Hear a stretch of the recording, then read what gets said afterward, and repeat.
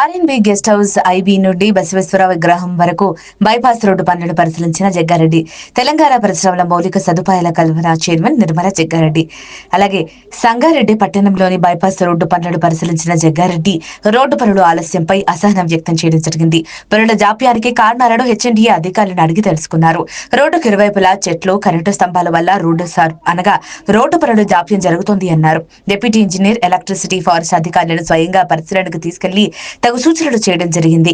అలాగే పనులు వేగంగా చేయాలని, ప్రజలకు అసౌకర్యం కలగకుండా చూడాలని తెలిపారు. బైపాస్ రోడ్డులో 4 జంక్షన్లు ఏర్పాటు చేయాలని సూచించారు.